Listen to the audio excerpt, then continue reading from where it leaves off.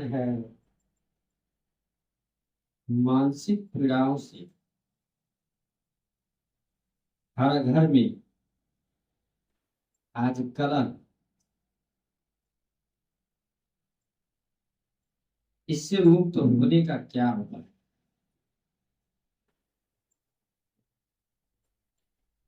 पहला प्रश्न है, मानसिक पीड़ा।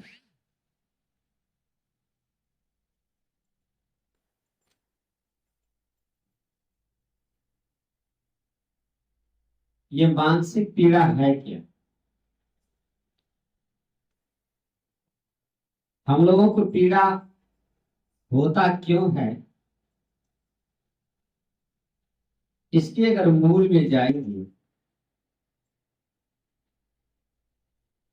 कोई बच्चा जन्म लिया, जन्म लेने के बाद दूध पीने के लिए भूख से वह रोएंगे, मां के पास जाने के लिए रो सकते हैं दूध पीने के लिए। उस बच्चा को मानसिक पीड़ा नहीं है। उसके बाद जब उसके पास कुछ और बुद्धि विकास करता है, जब अपने घर के सदस्यों को पहचानने लगता है, समाज के लोगों को पहचानने लगता है, तब भी उसे मानसिक पीड़ा नहीं सताती। जब उसे कोई बाहर दिया जाता है, जब वह सोचने लगते हैं, समझने लगते हैं, आमतौर तौर पर लोग बोलते हैं, जब से मैंने होश संभाला। मनुष्य जब से होश को संभालते हैं, जिस समय में होश संभालने का समय रहता है, उसी समय में हमारे शरीर की सारी क्रिया, जितने ग्रंथि है, सभी एक्टिव होता है। बुद्धि समझने की क्षमता बढ़ती है, बायोलॉजिकल बात है। और उसी समय में हमें रास्ता पकड़ना होता है।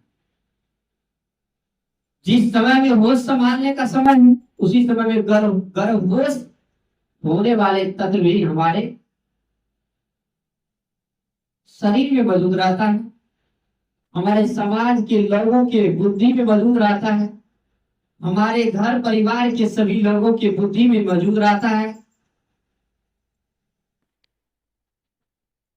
अज्ञानता परिवेश में, जहां अज्ञान हर जगह है, उसी परिवेश से अगर हम बाहर निकल रहे हैं तो हम भी उससे अछूता रहेंगे क्या? बिल्कुल नहीं।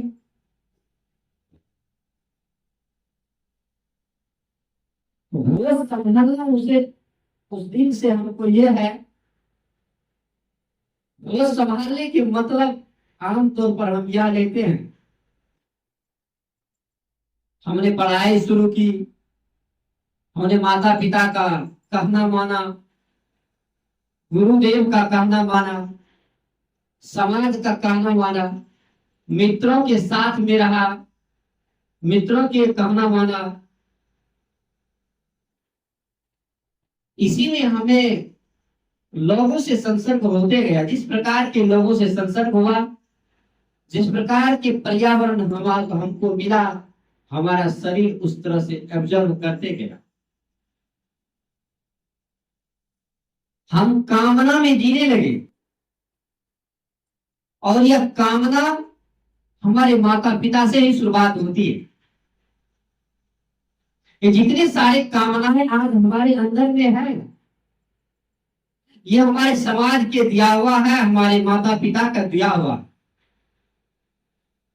बचपन से बोलने लगते, बड़ा होके क्या बनोगे, बड़ा होके क्या करोगे। इस तरह की कामना, पैसा कमाना, राजा बनना, ये सपना हम उस दिन से सजोने लगते हैं।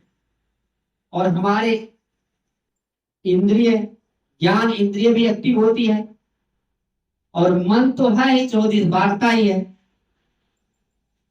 ये मन की कल्पनाओं में हम उलझते हैं, और उधर परिवार और समाज के जो मान्यताएं हैं, जो जिन चीजों को वह श्रेष्ठता देती है, महत्व देती है, उनके पीछे हम भी दौड़ने लगते हैं।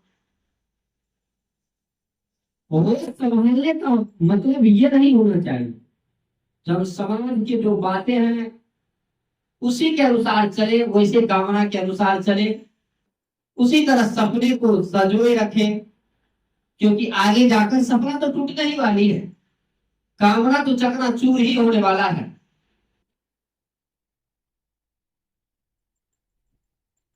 और खास तौर पर अगर विद्यार्थी जीवन में किसी को कला, तो गलत संगतियों के कारण से, और दूसरा कला आमतौर पर मैं देखता हूं, जो उनके अंदर में जितना जो चीज का कौशल और कार्य क्षेत्र में जाना चाहता है, उनके अंदर में जो कौशल है, उस चीज को कहीं ना कहीं माता पिता और उनके शिक्षक गण नहीं समझ पाते, और उन पर थोपा जाता है जो तुमको ये करना है, इतना पढ़ना है, इतना टास्क पूरा करना है। दबाव में तब से ही बच्चा जीने लगता है, दबाव तब से ही प्रारंभ हो जाती है। दबाव में आदमी जीना प्रारंभ कर दे, भय में आदमी जीना प्रारंभ कर दे, इज्जत प्रतिष्ठा मान सम्मान के लिए हम जीना प्रारंभ कर दे, तभी हमारे जीवन में बहुत बड़ी समस्या आती है। ये इतना बड़ी भार हम मस्तक पे कपार पे लेकर के कोई काम में सफल कैसे हो पाए? हम अपने परिवार में भी रहेंगे तो सारा भार को, मोटरी को उठाए रखेंगे कपार पर, कितना वजनदार भार है। हमें माता पिता को ही समझना चाहिए, ये जितने सारी भार है अपने पुत्रों को न दे, उसे सोचने समझने की अपना स्वतंत्रता छोड़े। वह किस दिशा में जाना चाहता है, उसे क्या सोचना है, क्या प्रश्न पूछ रहे हैं, किस तरह के कार्य शैली उसमें अभी से है, इस बात को समझना है। और कहां बुरे संगत में नहीं जाए, किस तरह से इसका परवरिश करना है, ये बात समझ ले, आगे चलकर उस बच्चा को कष्ट नहीं होगा। खुद मेरा अपना पीड़ा ही परिवार की पीड़ा बनती है। पूरे परिवार में अगर मैं एक अशांत तो हो गया ना, तो उधर जो थोड़ा बहुत है उसको ज्यादा करने के लिए पर्याप्त, उसे पूरे परिवार में। प्रश्न दूसरा था जो पूरे सभी में आज कलह देखने को मिलता है। हम तो दबाव में जीते, हम तो होश खो बैठे हैं। किस चीजों में? नशाओं में होश खो बैठे हैं। किन चीजों में? धन संपत्ति के पीछे दौड़ने में होश खो बैठे हैं। कौन चीज में? मन और इंद्रियों के पीछे में भागने में। 10 वर्ष के बच्चा गुटखा खाने लगा, खैनी खाने लगा। जो बच्चा खैनी खा रहा है वो होश में है क्या? जो जर्दा खा रहा है वो होश में है क्या? जो मोबाइल के पीछे लत, मोबाइल जब तक नहीं दीजिएगा तब तक बच्चे भोजन नहीं करता, कैसे वो होश में रह पाएगा? अपने आप को समझा नहीं, अपने बुद्धि को समझा नहीं, अपने मन को समझा नहीं, ये सारे चीजों को समझना ही तो है। इसको समझ जो जाए, सबसे महत्वपूर्ण बात यह है, ध्यान देने योग्य बातें, हम सत्य को समझे, सत्य और असत्य को समझने का प्रयास करें। अगर हम समझेंगे, हमारे पीछे भी जो लोग आ रहे हैं, जन्म ले रहे हैं, वो भी समझेंगे। हम जब उस चीज पर विचार करेंगे तो जरूर विचार करेंगे वो। जिस चीज के पीछे मैं दौड़ रहा हूं, क्या वह सार्थक है कि नहीं, इस चीज को समझना बहुत ही जरूरी है। धन के पीछे भाग रहा हूं, धन कितना तक सार्थक है, धन के पीछे भागना, ये समझने की जरूरत है। जिस चीज के लिए हम सुख और शांति के लिए पैसा कमाते हैं, घर बनाते हैं, घर बनाने के लिए पैसा कमाते हैं और घर में खर्च कर देते हैं, और फिर मस्तक पे हाथ देकर बैठ जाते हैं। तो घर में पैसा खर्च हो गई, पढ़ाई में पैसा खर्च हो गया, यही सारे कार्यों के लिए लोगों ने पैसा कमाया। भोजन के लिए, कपड़ा के लिए, मकान के लिए, बच्चों की शिक्षा के लिए और बीमारियों के लिए। और इन्हीं सबों में अगर पैसा खर्च हो गया, गार्जियन ही मस्तक पे हाथ लेके बैठे होते हैं। बच्चे साक्षात लाइव टेलीकास्ट देखते हैं। जो धन के लिए चिंतित है, जब इन सारों कार्यों के लिए, इन सारे कार्यों के लिए पैसा कमा रहे हैं, इन सबों में खर्चा हो तो दुख नहीं होना चाहिए, फिर कमाना चाहिए और जीवन के रहस्य को समझना चाहिए। जो जीवन जी रहे हैं, जितना दिन जी रहे हैं इतना दिन ही मेरा जीवन है, इसी को बढ़िया से जीना है। किस चीज का अर्थ है, किस चीज में सार है, इस चीज को समझना है। कहां हमें दुख मिलती है और कहां सुख मिलती है, इस चीज को खोजना है। सभी प्रत्येक व्यक्ति का दुख अलग अलग है, अलग अलग चीजों में फंसा हुआ है, अपने अलग अलग उलझन बनाए हुए हैं और अलग अलग जाल में फंसे हुए, और अपने जाल को उसे स्वयं अपने ही बुद्धि, विवेक और ज्ञान से मनन चिंतन करके काटना है, दूसरे नहीं काटते। इसलिए अपने आप को समझने की बहुत जरूरी है। हम सभी को बाल बच्चे का पालन पोषण और बाल बच्चे द्वारा माता पिता की सेवा, इस दोनों बातें को इस तरह लें जो मेरा कर्तव्य है। अनासक्त भाव से बाल बच्चा का पालन पोषण करना चाहिए, उससे कोई बड़ी आशा नहीं रखनी चाहिए, क्योंकि वह आशा दुख के कारण होता है। वहां निराशा की भाव रखना चाहिए। मैं ऐसा नहीं कह रहा हूं कि जीवन से ही निराश हो जाना चाहिए और दुख कपार पे हाथ लेके बैठ जाना चाहिए, ऐसी बात नहीं कह रहा। जो चीज आगे होने वाले हैं, हम खुद अपने आप से सोचे, क्या मैं अपने माता पिता के पास में रह रहा हूं, क्या उनके सेवा, उनके दवा हवा की पूरी व्यवस्था कर रहा हूं क्या? अगर मुझसे ये सारी वो माता पिता की कामनाएं पूर्ण नहीं हो रही है, तो आगे चलकर मेरी भी कामनाएं पूरी होने वाली नहीं है। इस बात को समझने की जरूरत है। जो माता पिता इस बात को समझ जाए, उसे पुत्र और पुत्री से कभी कलह होगा ही नहीं, दुख होगा ही नहीं। इस चीजों को समझने की जरूरत है। गुरु को शिष्य और शिष्य को गुरु इसी तरह से समझे। जो जिस तरह आज गुरु से हम अलग होकर के जीवन यापन कर रहे हैं, उसी तरह से कल मेरा भी शिष्य अलग हो जाएंगे। उतना ही अनासक्त भाव अपने आप अपने शिष्य से रखना चाहिए। ये भाव अगर आ गए, मुख्य बात यही है, जो बात लोगों को अपना पसंद नहीं है। दबाव किसी को पसंद है क्या? किसी के गुलामी में रहना किसी को पसंद है क्या?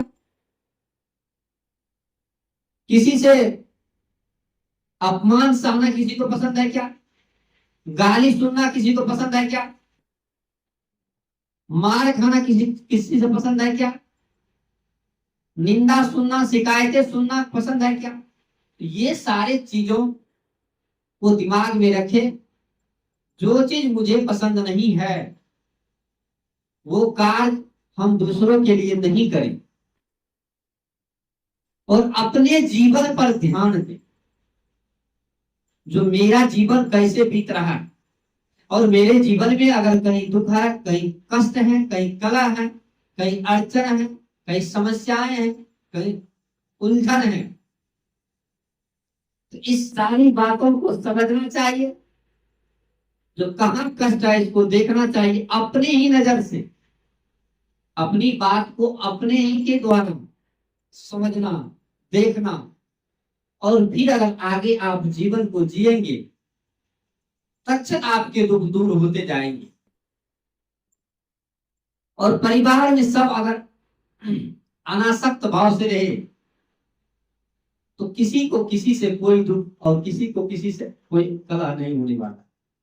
होश पूर्वक जीवन जिए, किसी से कोई आसक्ति न रखे, पर नारी से आसक्ति नहीं रखे, पर पुरुष से आसक्ति न रखे। ये भी एक तरह, जितने सारे हैं ये सब होश होने की व्यवस्था है। बेहोश होने के लिए खैनी खाना, दूसरे से बहुत लगाव रखना, ये भी बेहोशी है। दूसरे से अत्यधिक आसक्ति रखना ये भी बेहोशी होने का कारण है। दूसरे से उम्मीद रखना, दूसरे से आशा रखना, ये सब होश पूर्वक जीने नहीं देता। क्योंकि मैं जन्म अकेला लिया हूं तो अकेला ही जीना पड़ेगा मृत्यु तक। इस तरह से जो जीवन जी रहा है वही होश पूर्वक जी रहा है। जो दूसरे के कंधों पर हाथ रखकर, दूसरे के हाथ पकड़कर चल रहे हैं, उसे आगे दुख होने वाला ही है, उसे आगे कष्ट होने वाला ही है। और हमारे पूरे संसार की एक व्यवस्था है जो समाज में रहना, तो समाज में रहे, समाज में सामंजस्य रखे, समता रखे, सभी एक दूसरे से नहीं उतना प्रेम रखे नहीं घृणा रखे, समभाव रखे, उतना ही लगाव रखे जितना से किसी को वह लगाव उम्मीद में ना बदले, आशा में ना बदले, जिससे उसे जाने लगे जो कल जाकर के धोखा हो। तो कल कोई हमें धोखा दे रहे हैं, चीटिंग कर रहे हैं, वो बात साफ सुथरा पहले से रहना चाहिए। किसी को धोखा ना दे, और धोखा देता नहीं है, धोखा खाता है लोग अपने से, उससे ज्यादा उम्मीदें रख करके। ये बात समझना चाहिए। कोई संग में नहीं आए हैं, कोई संग में कहीं जाने वाले नहीं है, किसी से कोई उतना उम्मीद रखने की जरूरत नहीं है। कार्य जो क्षेत्र है वो सारे कार्य क्षेत्र एक दूसरे से मिलकर करें। जितना दिन वो संग में रहेंगे ठीक है, नहीं रहे तो भी ठीक है, आगे भी लोग आते रहेंगे, कार्य होते रहेंगे। कोई भी कार्य में किसी के भरोसे आज तक दुनिया में रहा नहीं है। कोई किसी के भरोसे न रहे, अपना अपना कार्य करे, किसी पर उतना निर्भर न रहे, अपने अपने समस्याओं को खुद सुलझाए, और जो धन का सदुपयोग करे, जो पैसा कमाते हैं उसको देखे जो किस चीज में सही पैसा खर्च होना है उस चीज में पहले व्यय करे, और खर्च कम से कम करे, कम में निर्वाह करे, क्योंकि मनुष्यों का निर्वाह कम में ही हो जाएगा। और जितने और अपने वासनाओं को बढ़ाएंगे वह बढ़ते रहेगा। उस तरह से शरीर हमारा अब्जर हो जाएंगे, पर उस तरह की व्यवस्था हमको मांगेंगे। अगर उस तरह की व्यवस्था नहीं होगी फिर हमें कलह होगी, फिर हमें दुख होगी। तो कम में निर्वाह करें, भोजन करें, कम सारे चीज जितना हो सके उतना कम चीजों में निर्वाह करें।